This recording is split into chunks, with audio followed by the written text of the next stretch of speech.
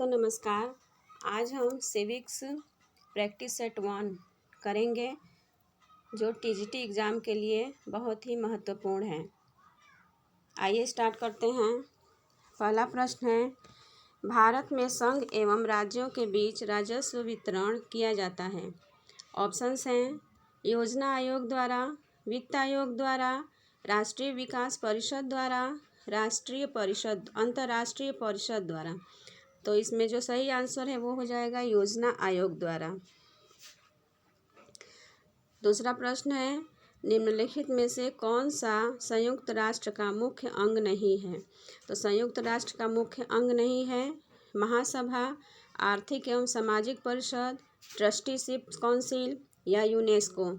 तो इसमें जो सही आंसर हो जाएगा वो यूनेस्को है। निम्नलिखित में से किसने यथार्थ इच्छा और वास्तविक इच्छा के बीच अंतर बतलाया है। तो यथार्थ इच्छा और वास्तविक इच्छा के बीच अंतर बतलाया है। ऑप्शन है कांट, रूसो, ग्रीन और बोसांके। तो इसमें जिसने अंतर बताया है यथार्थ इच्छा और वास्तविक इच्छा के बीच में वो हैं रूसो। अगला प्रश्न है, निम्नलिखित सरकारों की व्यवस्थाओं में दोहरा शासन किसका आवश्यक लक्षण है। तो दोहरा शासन किसका आवश्यक लक्षण है। संघीय व्यवस्था का, अध्यक्षीय व्यवस्था का, एकात्मक व्यवस्था का या संसदीय व्यवस्था का। तो दोहरा शासन व्यवस्था लक्षण है संघीय व्यवस्था का। अगला प्रश्न है, व्यक्तिवादी सिद्धांत का मुख्य दोष है। व्यक्तिवादी सिद्धांत का मुख्य दोष है राज्य को एक आवश्यक बुराई मानता है, राज्य को साधन मानता है, इसका मुख्य केंद्र व्यक्ति की स्वतंत्रता है, यह स्वतंत्रता के सकारात्मक स्वरूप की अवहेलना करता है। तो इसका जो सही आंसर है वो हो जाएगा राज्य को एक आवश्यक बुराई मानता है। व्यक्तिवाद के समर्थन में आर्थिक तर्क किसने दिया। तो व्यक्तिवाद के समर्थन में आर्थिक तर्क किसने दिया है। मिल्टन ने, मैकाइवर ने, एडम स्मिथ एंड रिकार्डो ने या हर्बर्ट स्पेंसर ने। तो ये दिया है एडम स्मिथ एंड रिकार्डो ने। अगला प्रश्न है, निम्नलिखित में से जो तर्क समाजवाद के पक्ष में नहीं है वह है समाजवाद में संपत्ति का अपव्यय होगा, समाजवाद सबकी उन्नति के समान अवसर उपलब्ध कराएगा, समाज पर परिश्रम जीवी वर्ग को समाप्त कर देगा, समाजवाद भ्रातृत्व तथा समाज सेवा भाव को बढ़ावा देगा। तो इसमें जो सही आंसर है वो हो जाएगा समाजवाद में संपत्ति का अपव्यय होगा। अगला प्रश्न है, संप्रभुता के जिस लक्षण को उदारवादी स्वीकार नहीं करते वह क्या है। स्थायित्व, व्यापकता, प्रत्यायोजन, अविभाज्यता। तो संप्रभुता के जिस लक्षण को उदारवादी स्वीकार नहीं करते वह है प्रत्यायोजता। जो संप्रभु शासक की वास्तविक शक्तियों का उपयोग नहीं करता उसे क्या कहते हैं। वास्तविक संप्रभुता, नाम मात्र का संप्रभुता, राजनीतिक संप्रभुता या कानूनी संप्रभुता। तो जो संप्रभु शासक की वास्तविक शक्तियों का उपयोग नहीं करते वो है नाम मात्र का संप्रभुता। बाकी वास्तविक संप्रभुता, राजनीतिक संप्रभुता और कानूनी संप्रभुता ये जो है संप्रभु शासन की वास्तविक शक्तियों का उपयोग करते हैं। अगला प्रश्न है, श्रेष्ठ नागरिक ही श्रेष्ठ राज्य का निर्माण कर सकता है।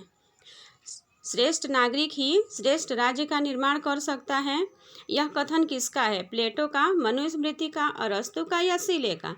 तो यह कथन है अरस्तु का। अगला प्रश्न है, अधिकारों की कोई स्थायी या अपरिवर्तित सूची निर्मित नहीं की जा सकती, यह कथन किसका है। स्पेंसर का, लॉस्की का, लॉक का, सीले का। तो अधिकारों की कोई स्थायी या अपरिवर्तित सूची निर्मित नहीं की जा सकती, यह कथन है लॉस्की का। अगला प्रश्न है, विश्व में मानव अधिकारों से संबंधित संस्था है। तो विश्व में मानव अधिकारों से संबंधित संस्था कौन सी है। एमनेस्टी इंटरनेशनल, अंतर्राष्ट्रीय मुद्रा कोष, रेड क्रॉस या इनमें से कोई नहीं। तो विश्व में मानव अधिकारों से संबंधित जो संस्था है वो है एमनेस्टी इंटरनेशनल। अगला प्रश्न है, ग्रामर ऑफ पॉलिटिक्स नामक पुस्तक के लेखक गार्नर हैं, ग्रीन हैं, जेएस मिल हैं या लॉस्की हैं। तो ग्रामर ऑफ पॉलिटिक्स नामक पुस्तक के लेखक लॉस्की हैं। अगला प्रश्न है, जो समानता साम्यवादी देशों से अधिक है किंतु उदार लोकतांत्रिक देशों से कम है वह है। सामाजिक समानता, नागरिक समानता, राजनीतिक समानता या आर्थिक समानता। तो जो समानता साम्यवादी देशों से अधिक है किंतु उदार लोकतांत्रिक देशों से कम है वह है आर्थिक समानता। समानता की उत्कृष्ट अभिलाषा के कारण स्वतंत्रता की आशा ही व्यर्थ है। यह कथन किसका है? डायसी का, विलोबी का, लॉर्ड एक्टन का या लॉस्की का? तो यह कथन है लॉर्ड एक्टन का। अगला प्रश्न है, न्याय को ईश्वरीय राज्य सर्वप्रथम मानने की मान्यता किसकी है? तो राज्य को ईश्वरीय राज्य सर्वप्रथम मानने की जो मान्यता है वो है राडब्रुच की, कौटिल्य की, संत अगस्टाइन की या लॉक की? तो यह कथन है संत अगस्टाइन की। जिस सभा में सत्य असत्य से पीड़ित होता है उसके सदस्य ही पाप से नष्ट हो जाते हैं। यह कथन किसका है? मनु का, कौटिल्य का, भारद्वाज का या सोमदेव का? तो यह कथन है मनु का। मनु ने कहा है कि जिस सभा में सत्य असत्य से पीड़ित होता है उसके सदस्य ही पाप से नष्ट हो जाते हैं। अगला प्रश्न है, स्वराज प्राप्ति के लिए तिलक ने निम्न में से कौन सा साधन बताया है? तो स्वराज प्राप्ति के लिए तिलक ने जो साधन बताया है स्वदेशी बहिष्कार और राष्ट्रीय शिक्षा, ये तीनों बताए हैं। यदि 2 या 2 से अधिक राज्य सहमत हों तो संयुक्त राज्य लोक सेवा आयोग के गठन की व्यवस्था कौन कर सकता है? राष्ट्रपति, प्रधानमंत्री, संसद या मंत्रिमंडल? तो यह संसद कर सकता है। यदि 2 या 2 से अधिक राज्य सहमत हो तो संयुक्त राज्य लोक सेवा आयोग का गठन जो है वो संसद करता है। एक नवीन राज्य का निर्माण अथवा वर्तमान राज्यों की सीमाओं में परिवर्तन करने की शक्ति किसके पास है? मतदाता के पास, राष्ट्रपति के पास, संसद के पास या प्रधानमंत्री के पास? तो एक नवीन राज्य का निर्माण अथवा वर्तमान राज्यों की सीमाओं में परिवर्तन करने की शक्ति जो है वो संसद के पास है। अगला प्रश्न है, भारत में न्यायिक सक्रियता संबंधित है। तो भारत में न्यायिक सक्रियता संबंधित है प्रतिबद्ध न्यायपालिका से, न्यायिक समीक्षा से, न्यायिक स्वतंत्रता से या जनहित याचिका से? तो यह न्यायिक जनहित याचिका से संबंधित है। अगला प्रश्न है, राज्यसभा में राष्ट्रपति कितने सदस्यों को मनोनीत कर सकता है? तो राज्यसभा में जो राष्ट्रपति है वो 12 सदस्यों को मनोनीत कर सकता है और लोकसभा में 2 सदस्यों को मनोनीत करता है।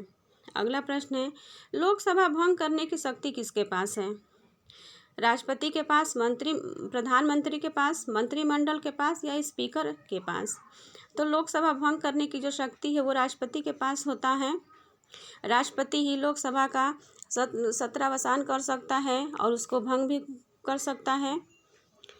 अगला प्रश्न है, द्वितीय वर्ष समाप्त होने पर राज्यसभा में से कितने सदस्य हट जाते हैं? तो द्वितीय वर्ष समाप्त होने पर राज्यसभा में से 1/3 सदस्य हट जाते हैं।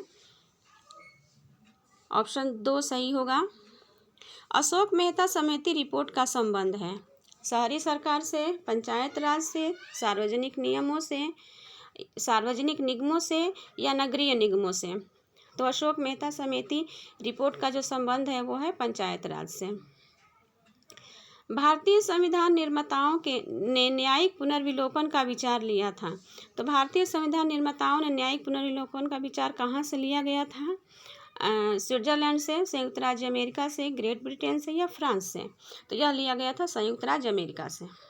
अगला प्रश्न है, शक्तियों के वितरण की सूचियाँ कौन सी अनुसूची में समाविष्ट हैं? तो शक्तियों के वितरण की सूचियाँ जो हैं वो 7वीं, 9वीं, 5वीं और 10वीं। तो यह 7वीं अनुसूची में समाविष्ट हैं। कौन सा अनुच्छेद अंतर्राज्य से संबंधित है? तो अंतर्राज्य से जो संबंधित है वो है अनुच्छेद 263, 262, 252 या 253। तो यह 263 जो है वो अंतर्राज्य से संबंधित है। अगला प्रश्न है, भारतीय संविधान का कौन सा अनुच्छेद समान नागरिक संहिता से संबंधित है? तो समान नागरिक संहिता से जो संबंधित है वो है अनुच्छेद 44। अगला प्रश्न है, कौन सा संशोधन अधिनियम ने पंचायत राज को संवैधानिक मान्यता प्रदान की है? तो कौन सा संशोधन अधिनियम पंचायत राज को संवैधानिक मान्यता प्रदान करता है? 75वें ने, 74वें ने, 73वें ने या 44वें ने? तो यह 73वें ने प्रदान किया है।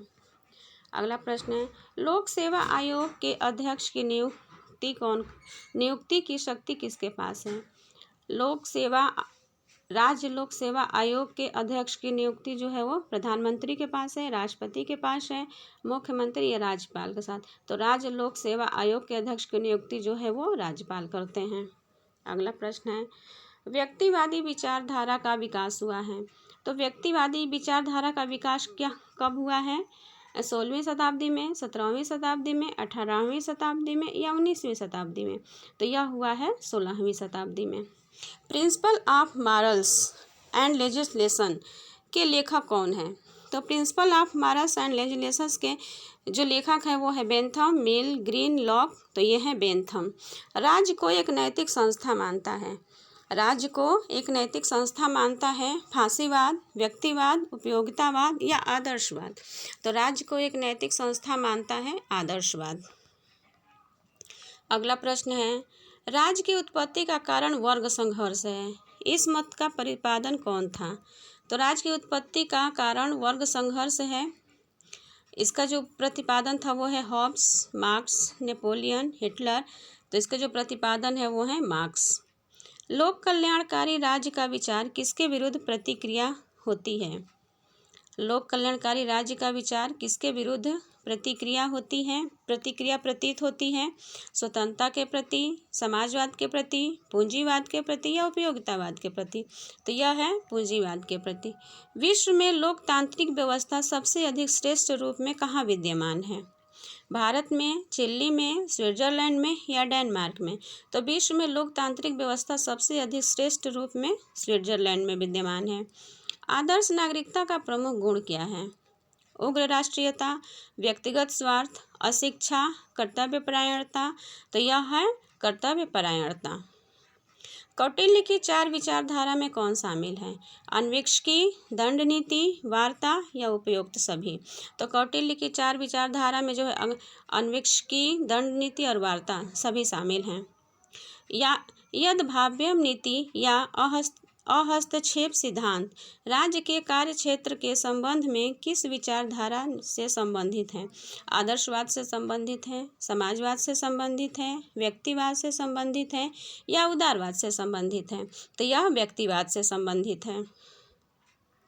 अगला प्रश्न है, महात्मा गांधी के किस विचार की संविधान में स्थान दिया गया है? महात्मा गांधी के किस विचार को संविधान में स्थान दिया गया है? अस्पृश्यता निषेध, प्रबंध में कार्यकारी में की भागीदारी, मुफ्त कानून सहायता, भूमि सुधार। तो यह अस्पृश्यता निषेध को संविधान में स्थान दिया गया है। अगला है, कौटिल्य का अर्थशास्त्र किस विषय से संबंधित है?